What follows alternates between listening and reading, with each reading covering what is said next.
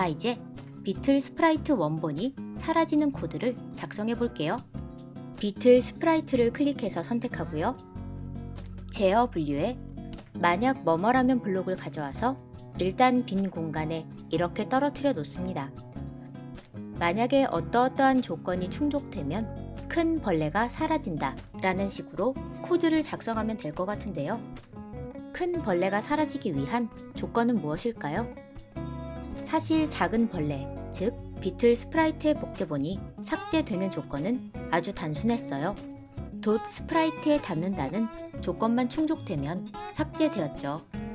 그런데 큰 벌레가 사라지는 조건은 작은 벌레처럼 단순하지 않아요. 돛 스프라이트에 닿았다는 조건 말고도 하나의 조건이 더 충족되어야 하죠. 그 조건은 게임이 시작될 때 큰 벌레가 말한 것처럼 작은 벌레가 모두 삭제되어야 한다는 조건이고요. 이 조건을 더 정확하게 표현한다면 버그 변수의 값이 1이 되어야 한다는 것이겠죠. 따라서 큰 벌레가 사라지기 위한 조건은 두 개인 거예요. 버그 변수의 값이 1이라는 조건 하나, 그리고 돛 스프라이트에 닿았다는 조건 하나. 이렇게 두 개의 조건이 만약 블록 안의 구멍에 들어가야 합니다. 자, 그러면 연산 분류의 육각형 블록 중에서 그리고 라고 쓰여진 블록을 가져올게요. 이 블록은 스크래치 영어 버전에서는 이렇게 and라고 쓰여있는 블록인데요.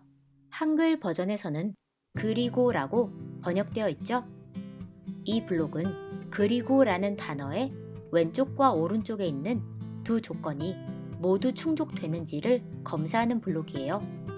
컴퓨터 과학뿐 아니라 논리학이나 수학 등의 학문에서는 논리연산이라는 신기한 연산이 존재하는데요.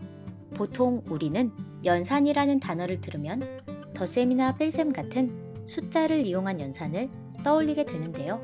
그런데 이렇게 논리를 이용한 연산도 존재합니다. 논리 연산이란 and, or, not 등의 기호 논리학의 규칙에 따른 연산을 의미하는데요.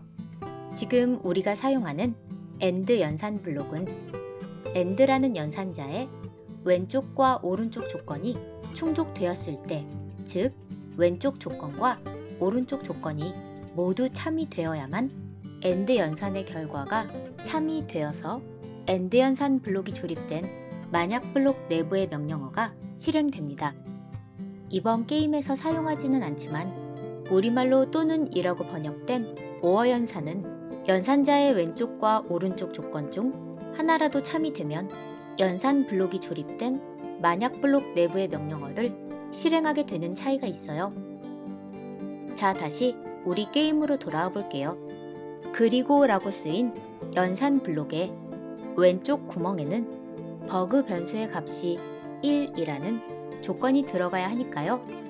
연산 분류에 등호가 쓰여진 육각형 블록을 가져와서 등호 왼쪽에는 변수 분류에 버그라고 쓰여 있는 동그란 블록을 끼워주고요.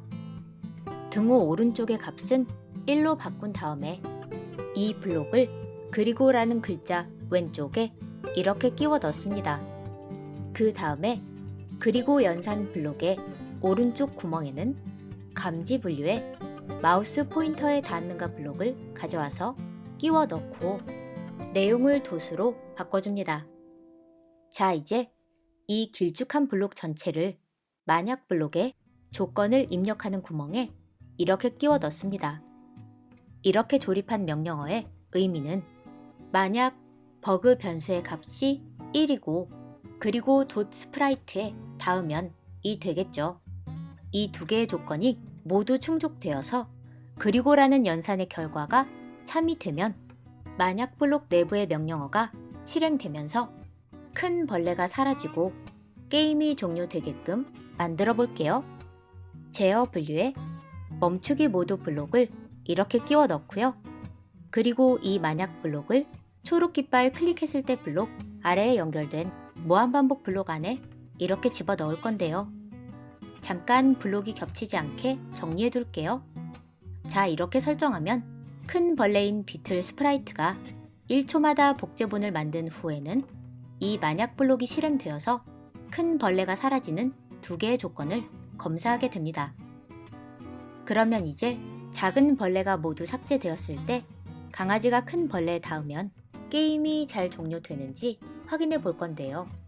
쉽게 확인하기 위해서 작은 벌레가 만들어지는 시간 간격을 잠깐 이렇게 9초로 만들어 줄게요. 이제 초록 깃발을 눌러볼까요? 작은 벌레들이 이렇게 천천히 만들어지니까 금방 다 없앨 수 있네요. 자, 이제 버그 변수의 값이 1이 되었고요.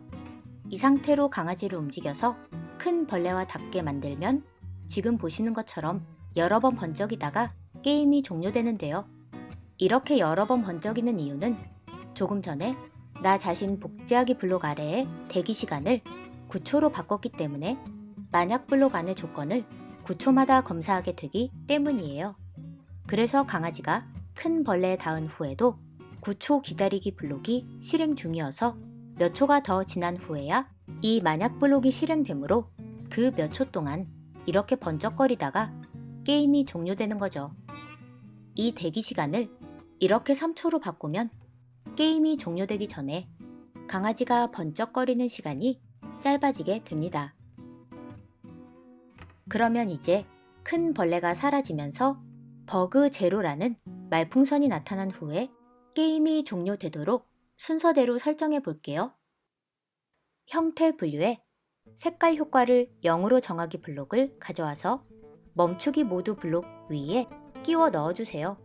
그리고 색깔 오른쪽의 삼각형을 클릭하면 다양한 효과들이 나오는데요. 가장 마지막에 투명도 효과를 선택할게요. 투명도 효과는 스크래치 영어 버전에서는 고스트 효과라고 표현하고 있는데요.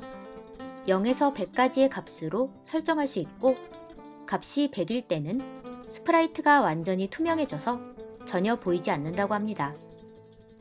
이전 게임에서 사용했던 숨기기 블록의 경우에는 스프라이트의 모습을 안 보이게 만들 뿐 아니라 더 나아가서 감지 분류에 서로 닿았는가 블록으로 검사할 때 감지되지 않도록 만드는 블록이었는데요. 이렇게 투명도 효과를 100으로 설정하면 모습은 완전히 안 보이게 되지만 서로 닿았는가 블록으로 검사할 때는 여전히 감지가 된다는 차이가 있습니다.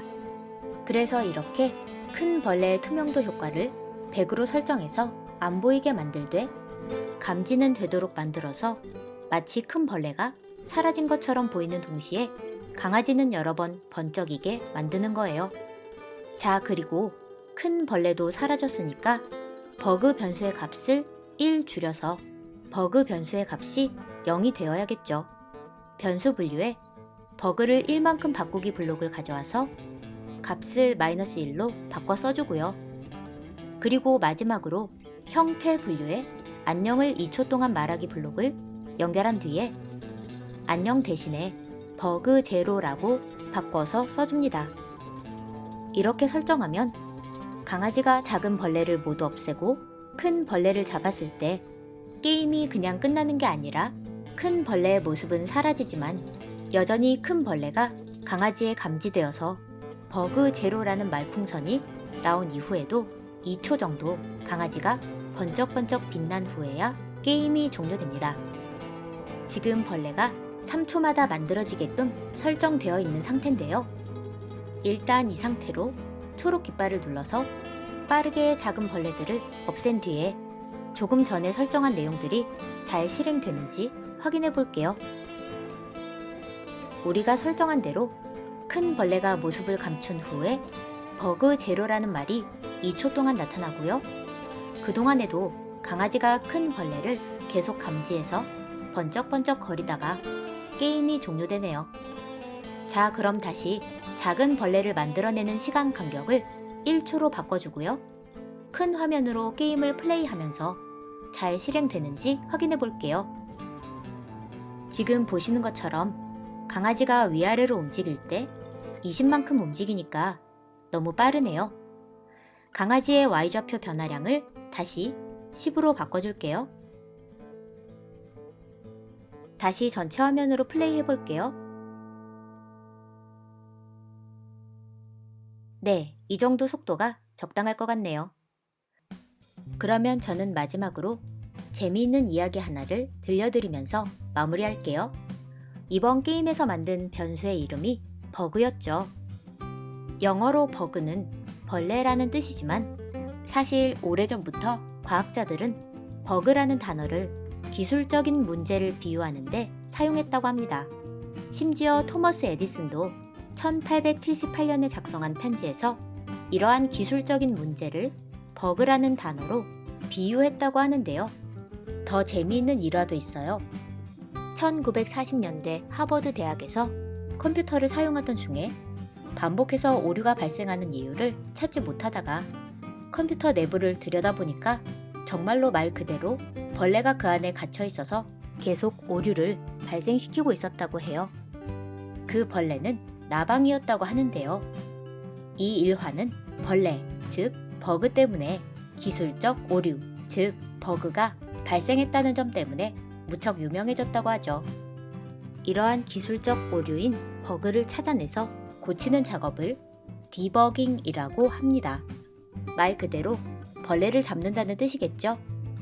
그러고 보니 이번 시간에 우리가 만든 게임에서 강아지는 열심히 벌레를 잡고 있으니까요.